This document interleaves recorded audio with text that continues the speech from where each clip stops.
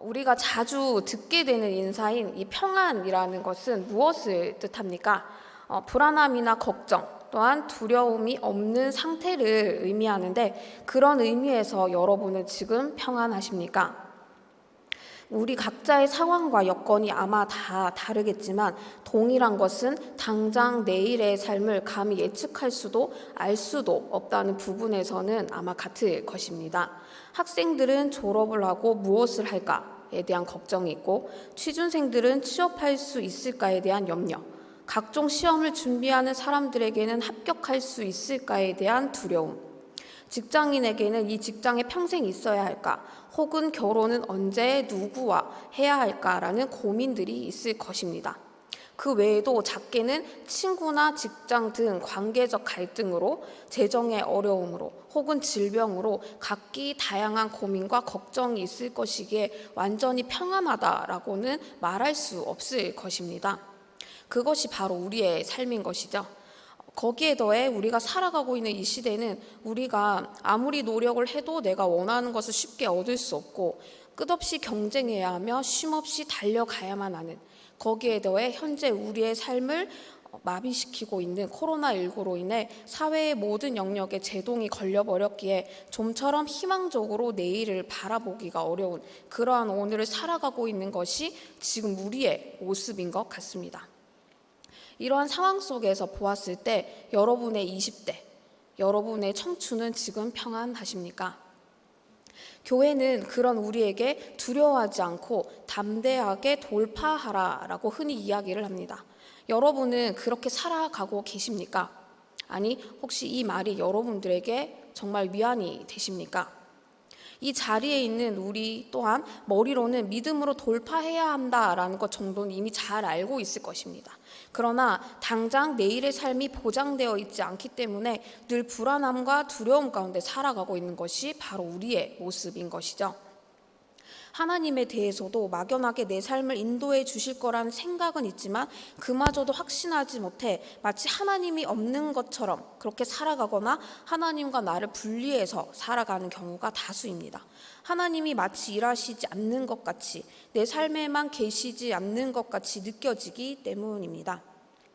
그래서 교회에서는 흔히 믿음을 고백하지만 세상으로 나와서는 내 스스로 나의 삶과 또 나의 미래를 세워가기 위해서 더욱더 열중합니다. 하나님께 맡기지 않습니다. 왜냐하면 하나님께 맡겨도 해결되지 않는다고 여기며 내가 스스로 노력해야만 돌파할 수 있다고 여기기 때문인 것입니다. 과연 진짜 그럴까요? 하나님은 살아계신다고 말하지만 매일마다 나의 삶이 흔들릴 때, 내 스스로 흔들리는 그 삶을 극복할 수 없을 때, 날마다 좌절과 불안이 이어질 때, 하나님이 나와 상관없는 것 같이 느껴질 때, 그럴 때 우리는 어떻게 해야 할까요? 오늘 우리는 요셉의 삶을 함께 살펴보려고 합니다. 이미 너무나 잘 알고 있는 인물이죠. 그래서 다소 좀 지루할 수도 있어요. 근데 그 채널 끄지 마시고 꼭 끝까지 고정해 주시면 감사할 것 같아요. 지금 그 누가 빠져나간지 다 보이거든요. 그러니까 나가지 마시고 꼭 고정하시고 잘 들어주시면 좋을 것 같아요. 일단 요셉의 삶을 살펴보면요, 모양은 다르지만 우리의 삶과 다를 바 없는 모습을 보여주고 있는데요. 오늘의 본문인 창세기 39장 19절에서 23절을 보면 요셉이 옥에 갇히게 됩니다. 옥에 갇히게 된 이유는 그 앞부분에 기록되어 있는데요. 39장 17절과 18절을 함께 읽어보도록 하겠습니다. 한번 읽어볼게요. 시작. 이 말로 그에게 말하여 이르되 당신이 우리에게 데려온 히브리 종이 나를 희롱하려고 내게로 들어왔으므로 내가 소리질러 불렀더니 그가 그의 옷을 내게 버려두고 밖으로 도망하여 나갔나이다. 네, 요셉은 갑작스럽게 미투를 당하게 됩니다. 왜 이런 일이 생겼는지를 알려면 창세기 39장을 처음부터 찬찬히 살펴봐야 하는데, 요셉이 애굽의 노예로 팔려와서 보디발이라는 사람의 종으로 다시 팔려가게 됩니다. 당시 보디발은 애굽의 왕이었던 바로의 친위 대장으로서 애굽 내에서도 꽤 영향력을 가진 자였습니다. 그런 보디발은 자신의 종으로 들어온 요셉을 좋게 평가했고 그를 자신 가까이에 두게 됩니다. 그리고 이후에 보디발의 신뢰를 얻게 되면서 그의 모든 것을 돌보고 다스리는 가정 총무의 역할을 요셉이 맡게 되는데, 당시 고대 근동 사회에서는 부유층에 속하는 주인이 직접 가사를 돌보지 않고 종들 중 한 사람을 집사로 삼아서 총괄하게 하는 풍습이 있었기 때문입니다. 그 결과로 요셉은 여전히 신분은 종이었지만 보디발에게 있어서 가장 신뢰받는 자로 역임을 받게 된 것입니다. 창세기 39장 6절을 보면요, 주인이 다 그의 소유를 다 요셉의 손에 위탁하고 자기가 먹는 음식 외에는 간섭하지 아니하였더라라고 얘기를 하고 있는데요. 여기에서 보디발이 얼마나 요셉을 신뢰하고 있었고 인정하고 있었는지를 알 수 있는데, 본문에 보면 그의 소유를 다 요셉의 손에 위탁했다 라고 표현하고 있습니다.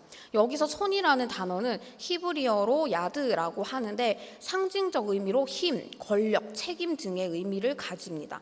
즉 보디발의 소유의 전부가 요셉의 책임과 권한 안에 있으며 요셉의 생각대로 움직일 수 있게 되었다라는 것을 의미합니다. 요셉이 종의 신분이지만 보디발의 집안에서는 보디발 다음으로 힘을 가진 자, 꽤 영향력이 있는 자로 승진했다라는 것을 알 수 있습니다. 그렇기에 다른 노예들에 비해 누릴 수 있고 얻을 수 있는 것들이 많았죠. 종의 신분치고는 그래도 꽤 괜찮은 삶이라고 볼 수 있을 것 같습니다. 여기에서 이대로 순탄하게 흘러갔다면 아마 요셉의 삶도 그리 나쁘진 않았을 것 같은데 갑자기 위기가 찾아옵니다. 바로 보디발의 아내 때문인데요. 7절의 말씀을 한번 같이 볼게요. 이 7절의 말씀을 같이 한 목소리 한번 읽어볼까요? 시작! 그 후에 그의 주인의 아내가 요셉에게 눈짓하다가 동침하기를 청하니.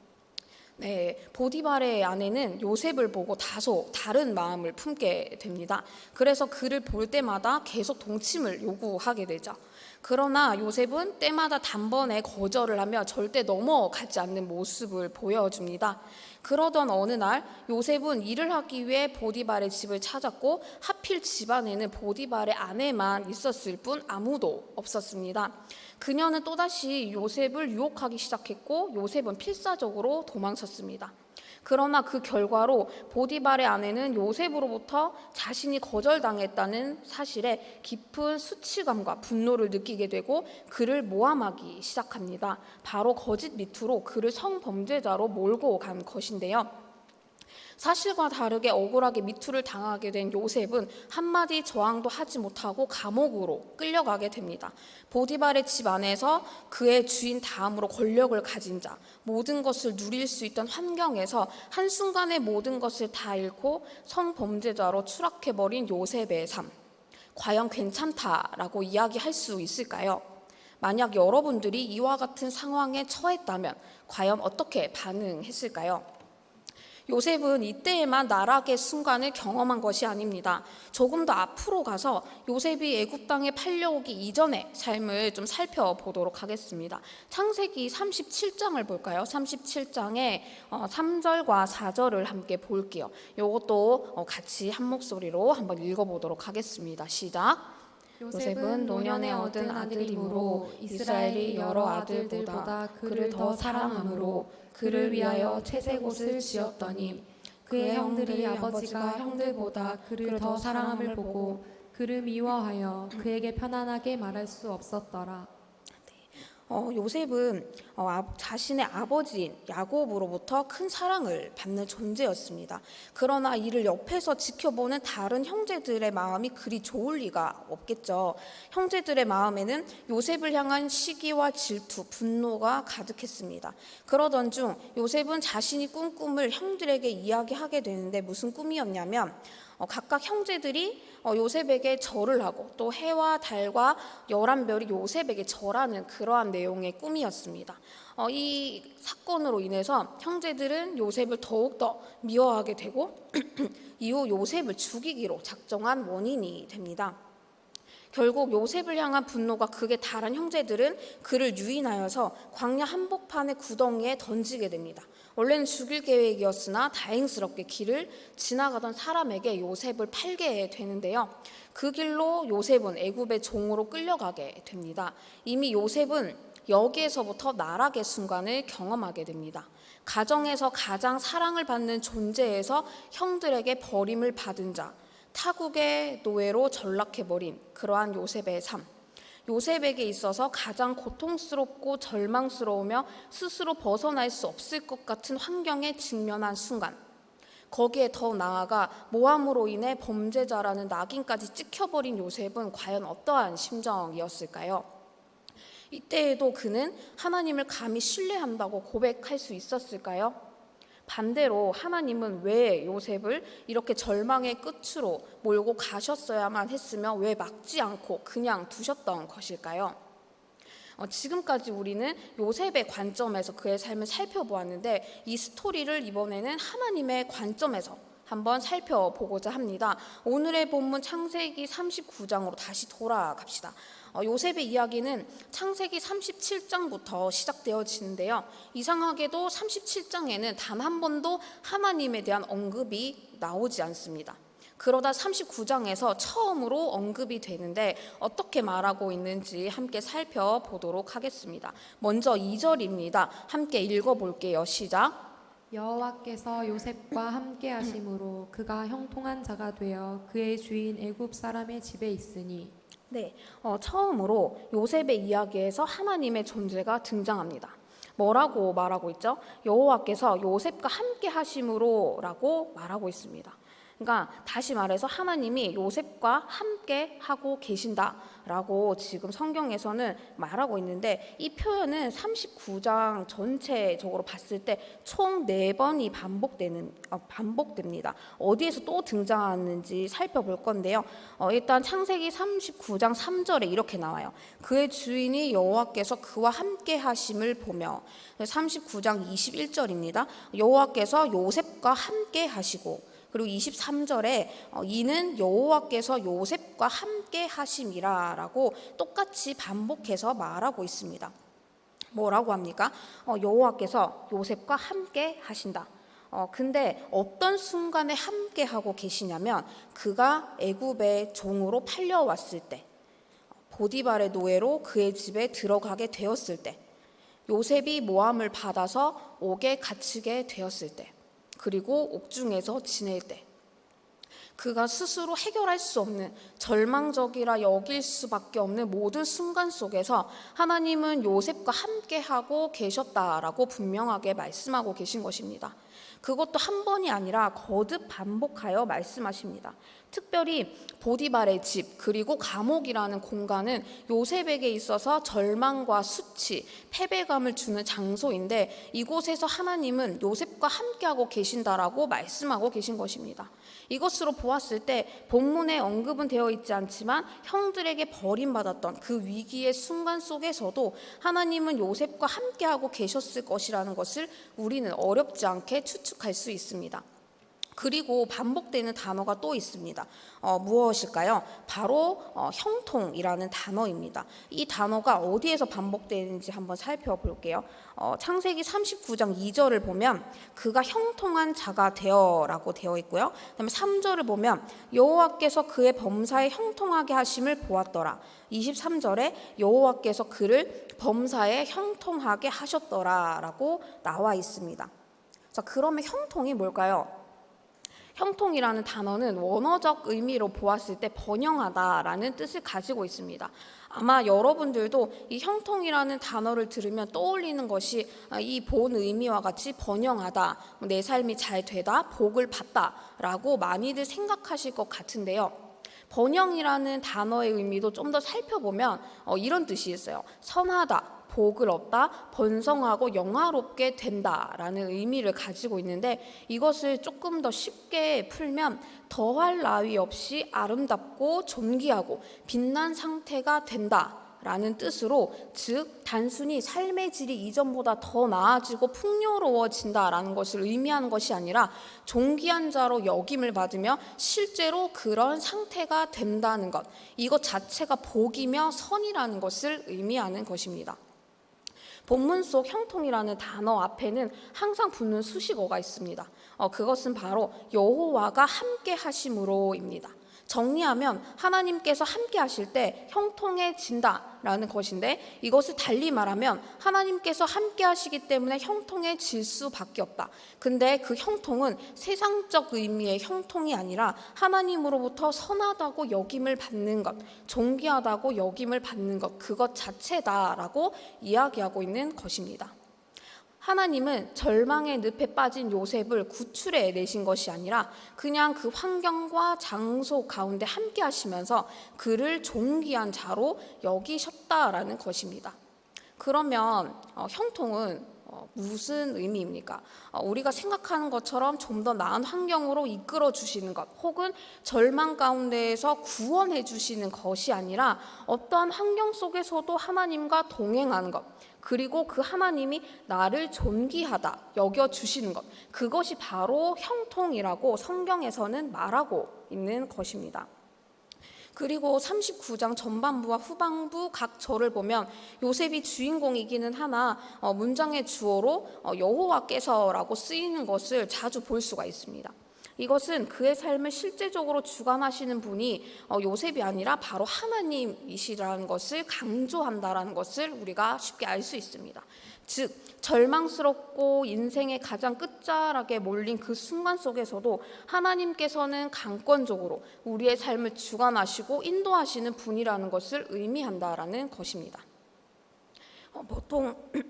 보통 우리는 일반적으로 힘든 일에 처했을 때 하나님이 나로 하여금 평탄하고 힘들지 않은 곳, 혹은 안정적이고 행복할 수 있는 길로 인도해 주셔야 한다고 생각합니다. 그게 하나님이 진짜 살아계시다는 증거이고 또 나를 사랑한다라는 증거라고 여기는 것이죠. 그러나 그 생각은 완전히 틀렸습니다. 하나님의 관점과 기준은 우리의 생각과는 완전히 다릅니다. 하나님은 절망 속에 있는 요셉의 삶 속에서 한순간도 빠짐없이 함께 하심으로 그를 존귀한 자로 여기시고, 또한 그의 삶 속에서 쉬지 않고 일하시며 인도하고 계신 것 그 자체를 바로 형통이다, 복이다 라고 말씀하고 계신 것입니다.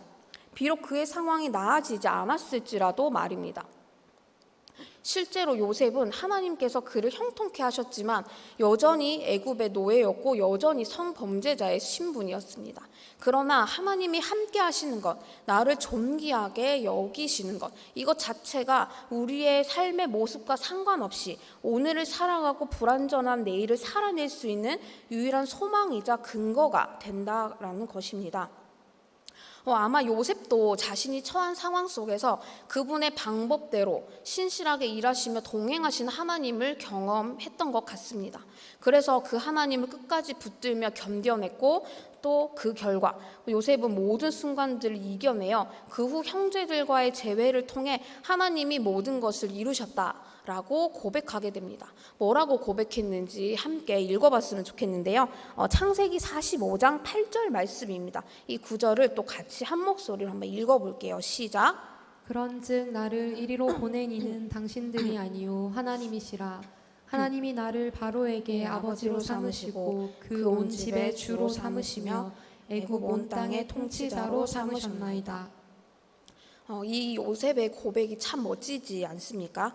13년이라는 긴 시간 동안 남들이 쉽게 경험할 수조차 없는 어둠과 암흑 속에서 살아왔는데 그 모든 순간을 허락하신 이도 하나님이시며 지금까지 인도해 오셨다고 고백하고 있는 것입니다. 물론 요셉의 경우는 오늘 본문에서 다 다루지는 못했지만 이후 애굽에서 영향력이 있는 총리가 되어 그의 가족들을 구출해냅니다. 그러나 이렇게 되기까지의 모든 절망스러웠던 과정과 환경 속에서 하나님께서 함께 하셨고 지금까지 인도해 오셨다라는 것을 요셉은 고백하고 있는 것입니다. 근데 이 부분을 잘못 이해하면 하나님은 우리의 삶을 결국 잘되게 도와주시는 분이구나, 혹은 순간의 어려움을 견뎌내면 끝내 성공하는구나 라고 오해할 수 있는데, 성경은 지금 그것을 이야기하는 것이 아닙니다. 실패와 고통 속에서 살아갔던 인물을 요셉 외에 한 명 더 보려고 하는데 바로 바울입니다. 바울은 개인적으로 제가 참 존경하고 좋아하는 인물인데요. 바울의 삶은 어떠했습니까? 오히려 예수를 만나기 이전의 삶이 더욱더 풍요롭고 안정적이었습니다. 권력과 부, 명예 모든 것을 가진 자였기 때문인데요. 그러나 예수를 만난 이후 바울의 삶에는 날마다 풍파와 고난이 끊이지 않았습니다. 복음을 전하다 감옥에 갇혔고 또 주변의 박해와 조롱은 날이 갈수록 심해졌으며 결국 그의 삶의 끝은 목이 잘려 죽음을 당하는 것으로 마치게 됩니다. 삶의 한순간도 편한 날이 없었던, 언제 죽임을 당할지 모르며 매일마다 비난과 미움을 당해야 했던 바울의 삶. 스스로 자신의 삶을 원망하거나 패배감으로 무너졌을 수도 있는데 그는 절대 그렇지 않았습니다. 바울이 뭐라고 고백했는지 함께 살펴볼 건데요. 디모데후서 1장 11절에서 12절 말씀입니다. 이건 제가 한번 읽어드릴게요. 내가 이 복음을 위하여 선포자와 사도와 교사로 세우심을 입었노라. 이로 말미암아 내가 또 이 고난을 받되 부끄러워하지 아니함은 내가 믿는 자를 내가 알고 또한 내가 의탁한 것을 그날까지 그가 능히 지키실 줄을 확신함이라. 바울이 자신이 복음으로 인해 받는 고통과 고난에 대해 원망하지도 않고 슬퍼하지도 않았습니다. 이 모든 것을 능히 감당하고 견뎌낼 수 있는 이유는 내가 믿는 자, 즉 그리스도를 내가 알기 때문이며 더불어 그 존재에 대한 분명한 확신이 있었기 때문이라고 바울은 고백하고 있는 것입니다. 나의 상황과 환경이 나로 하여금 절망의 끝으로 실패와 고통의 연속으로 몰고 갈지라도 그 상황이 비록 해결되지 않는다 할지라도 하나님 그분 한 분만이 유일한 소망이자 위로가 될 수 있다는 것을 바울을 통해 우리는 알 수 있는 것입니다. 어쩌면 이 설교를 듣고 계신 여러분들 중에 내 상황이 고통스러운데 나 스스로 견딜 수 없을 만큼 삶이 너무 힘든데 어떻게 하나님 한 분만으로 괜찮을 수 있느냐라고 의문을 가진 분이 있는지도 모르겠습니다. 그러나 그분이 우리에게 소망이 될 수밖에 없는 이유는요.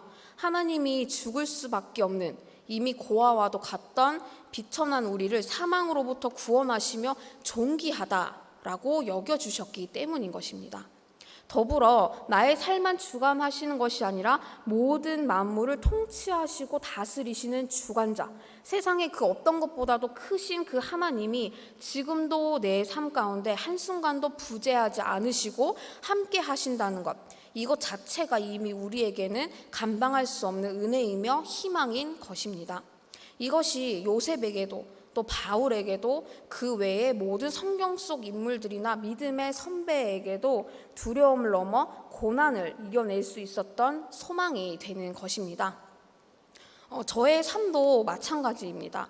저의 지난 날을 돌아보면 정말 많은 시행착오가 있었는데요. 태어나 보니 술을 좋아하고 폭력을 일삼는 아버지와 정신적으로 온전하지 못한 어머니가 저의 부모님이셨고 너무 가난해서 몇 줄을 라면으로 끼니를 때우거나 그마저도 없어서 굶어야 할 때도 있었습니다.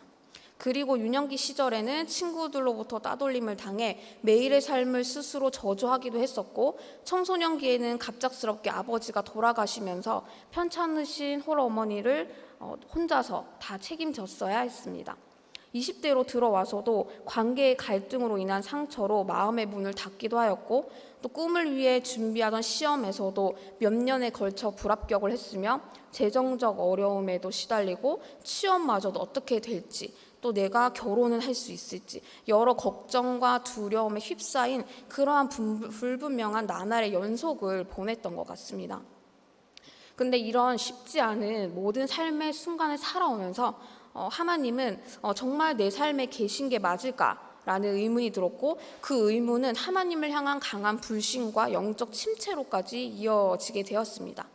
그래서 하나님과 상관없는 것처럼 나와 그분을 분리하며 살아갔었죠.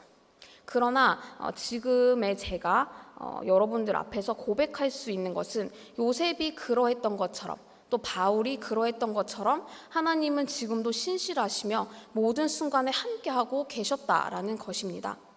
지금도 저의 삶은 여러 가지 요소들로 흔들리고 있습니다. 해결되지 않은 부분들이 여전히 존재하기에 매일의 삶이 결코 쉽지만은 않습니다. 그러함에도 불구하고 마음이 흔들리지 않는 이유는 나를 주관하시고 함께 하시는 하나님이 지금도 제 옆에 계심을 분명히 알기 때문입니다. 오늘 우리는 정말 하나님이 없는 것 같은, 내 삶 속에서만큼은 일하시지 않는 것 같은 그러한 삶을 지금 살아가고 있는지도 모릅니다. 순간마다 나의 삶을 요동하게 하고 흔들리는 요소들이 여전히 많기 때문인 것이죠. 그러나 오늘 본문 속 요셉의 삶을 통해 봤듯이 바울의 삶에서도 그리고 또 저의 삶 속에서도 역사하셨던 것처럼 하나님이 없는 것 같은 절망과 실패 그리고 나락의 순간 속에서도 하나님은 단 한 번도 떠난 적이 없으시며 지금도 모든 순간 속에서 함께하고 계신다라는 이 사실은 분명하다라는 것입니다. 말씀을 정리하고자 합니다. 눈앞에 장애물과 어려움이 하나님보다 혹시 더 커 보이십니까? 그것은 허상입니다. 우리는 이 땅의 삶이 전부가 아닌 그 이후의 삶을 바라보고 살아가는 존재들이기에 눈앞의 실패와 절망에 크게 슬퍼할 필요도 없으며 낙심할 필요가 없습니다. 내 삶이 나아지지 않는데 어떻게 괜찮다라고 할 수 있냐고 생각하십니까? 앞서 말한 것처럼 하나님은 우리의 주권자이시며 구원자이시기에 믿는 자들에게는 그것 자체로 기뻐할 수 있으며 오늘을 견뎌낼 수 있는 확실하고 분명한 근거가 됩니다. 그 하나님은 지금도 우리의 삶 속에서 당신의 방법대로 인도하고 계시기 때문이죠. 그래도 하나님이 나에게 어떻게 그럴 수 있냐라고 생각하십니까? 그것은 어디까지나 우리의 기준입니다. 항상 평탄해야 하고 행복해야 하나님이 살아계시며 날 사랑한다라는 증거라는 것은 성경 어디에도 나오지 않으며 지극히 우리만의 논리이자 관점입니다. 어쩌면 우리가 하나님을 그릇되게 알고 있다는 반증이기도 할 것입니다. 우리의 삶은 오늘도 흔들립니다. 앞으로도 흔들릴 것이며 그 흔들림이 언제 그칠지 모릅니다. 어쩌면 끝없이 이어질지도 모릅니다. 또다시 하나님의 존재를 의심하게 될지도 모릅니다. 그러나 다시 재차 이야기합니다. 그러함에도 그 가운데 우리는 하나님이 흔들리는 우리 각자의 삶 속에서 지금도 신실하게 일하시고 계시며 결코 떠나지 않고 함께하고 계신다라는 것을 반드시 기억하셨으면 좋겠습니다.